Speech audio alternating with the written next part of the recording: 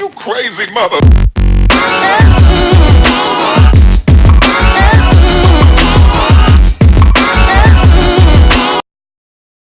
You know, Aquaman, Superman, Batman, everybody is aware of, but you know, the introduction of Supergirl, which is really exciting.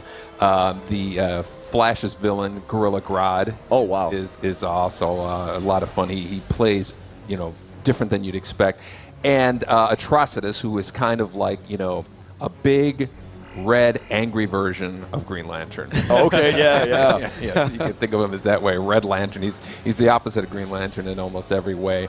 But you know, I guess we can go ahead and start the gameplay with them and give you an idea of this new system that we're introducing in Injustice 2. You know, with Injustice, you know, we always say, oh, you know, it's big battle of the gods, huge destruction, transitions, multiple arenas. It's awesome.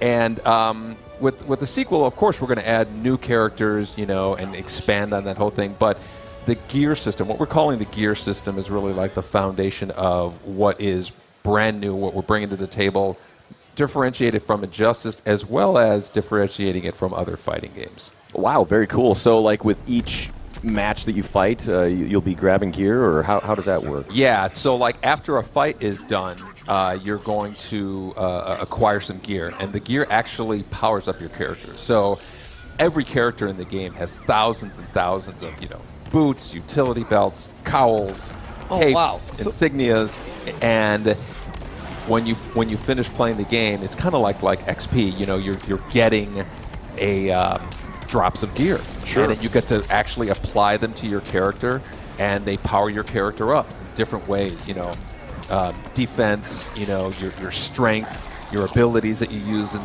the you know, with your special moves and your health meter, and you are in a constant process of leveling up. So yeah. Now, does this carry on to like online also? Like, will I be able to face like, you know, like, you know, Superman versus my Superman, where it's decked out differently? Yeah, and you know what you said is really key. It's like your Superman, your Batman, your Aquaman against somebody else's, and it's all personalized, and it is you literally customizing, molding your version of these characters that go up against somebody else's. I love that idea because you see so often, you know, there's certain characters who will be more popular than others, and you know, you see a lot of mirror matches. But now, like you said, like you can have your, you know, maybe I'll focus on like more offense type gear, you know, versus maybe Swifter's defense type, you know, gear. Exactly. Sounds very You notice here this is big transition. You can throw your opponent into a new arena where there's a whole new palette of you know, objects that you can actually use in the fight. That was, you know, something that really resonated with the last Injustice, and we really wanted to bring it over. You know, and you look at these characters again, you know, with Atrocitus. You know, he's all about, you know, anger and hate and blood. So he has all these kind of blood moves. He can bring out, you know, the and flying cats. Yeah. His name is Dexter, and he's actually also a Red Lantern in the DC lore. Wow. And so Atrocitus can bring him out, use him, and he actually aids in the battle of the fight. You know, yeah, it's exciting. And you know, Gorilla Grodd is all about, you know, big kind of primal moves mixed in with telekinetic moves. He's blasting them down back into the street arena where... I was just going to say, and here we see the environmental interaction again. Yeah, busting through walls, bouncing off. You Exactly. feel the power of like these attacks. Oh yeah, and you know, we always describe it as like the battle of the gods. You know, and so you know, Grodd here is his.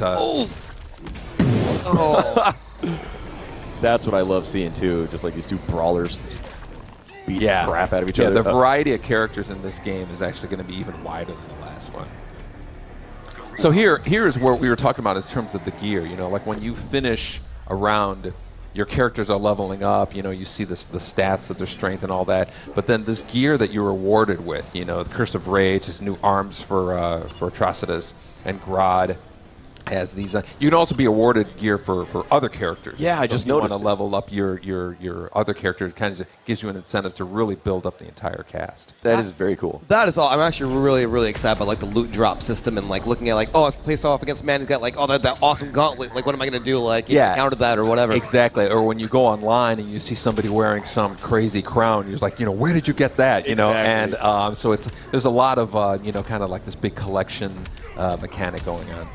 Oh man, when is this coming out? I'm sorry, I'm like jumping to that, but I just want to play. No, of course. Unfortunately, we got to wait until 2017. Oh, for bad Aquaman. boy! Yeah, but it's going to be worth the wait. Like we were saying, there's bigger roster of characters. This whole gear stuff is going to be so exciting, and just the another great opportunity is with the first Injustice.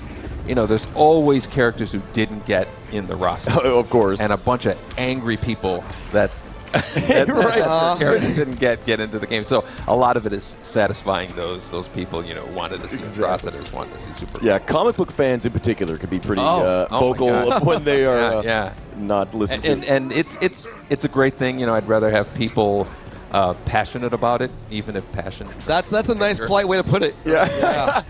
No, absolutely. People care, and these games, of course, they're fans of just Injustice itself. Like we were talking about earlier, the comic book Injustice has really taken off, and fans just love the setting, like the story that the first game brought. Oh, it was fantastic. It was such a great kind of summary of the events leading up to the first game. That's what was so cool about it. He really has anger issues. Like you said, I love that idea that you guys come from the perspective that it's like the gods, like just these beings with like ultimate powers, just throwing down. Exactly. It's kind of like thinking of you have these super powered beings all kind of assembled, and a story that kind of gives them a reason to want to beat the crap out of each other. Yeah. So, are there any changes to like the combo system or like the mechanics? I'm sure you guys are still kind of tweaking that, of course. Yeah, we're always refining it. We every game we really want to add nuances that not only can be appreciated by kind of casual guys, but the hardcore fighting game guys. We really are big fans of esports and everything, and we really want to have this game be a big part of it with tournaments and all that stuff. So there's a lot of really deep layers that we've added to the game for those players. Love seeing the back and forth there, like even as you choose the characters. Yeah, that's a big part. Act like in Mortal Kombat, you always have like these like awesome, very custom interactions between characters, and is that like exactly? We were so happy with how that turned out. And these characters, they have a lot of them have relationships with each other, and they have stories famous stories. They make references to those stories. It's great. So you see a lot of nods to the to some of the comics you might have read, or or something you might have seen in other media.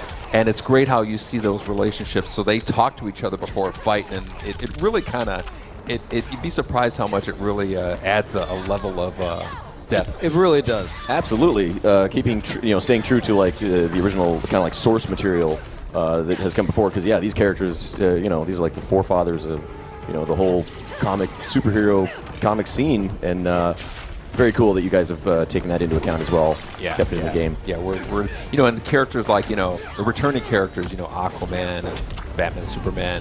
What's cool is we've given them new moves and really kind of updated them. So like they're your favorite character. You love how they play. There's going to be some familiarity about it, but there's also other layers of stuff. Yeah. Oh man. Supergirl, Aquaman. She's not messing around. Yeah. Yeah, there's a transition into a train. I don't know if you guys have seen it on the right side. That is really cool because it's got you can actually the guy is actually like kind of spinning through the train here. We're about to see it. Yeah. There we go. Aquaman. That's great.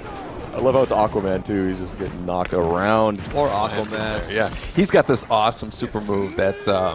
It's probably one of my favorite ones in the game right now. It's just kind of really, it's just so ridiculously over the top. Yeah. Considering his last one had this big sharp, he really wanted to have something that kind of one-upped that whole thing. Wow! Is it, or I think we're seeing it right now. Look at that! Oh, it's something like prehistoric. It's not even over. Wow! Oh, sick. Yeah, I just want to say, Supergirl, she actually deserved that. Like, she's been knocking him around a while. Yeah. Look at that. Oh man, I'm probably most excited for the loot system. That sounds like so like amazing. Just keep me coming back. Looking forward to the end of every match. Exactly. Like fighting games are really all about traditionally have been about here's the character that we made.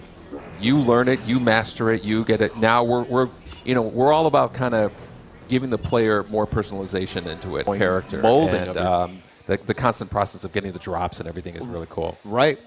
The rare legendary, things like that. The game is looking fantastic. You said we're going to be waiting until 2017 to be able to play it. Yeah, it'll be worth the wait, though. Oh, absolutely. Looks Yeah. As I always tell game devs, you just take all the time you need. I would rather play a game that you guys are ready to release rather than rushed. Yeah, absolutely. Beautiful. And so, what platforms is it going to be available on? Right now, we've announced it's coming out for the PlayStation 4 and Xbox One. Okay. And, so we'll see as time goes on.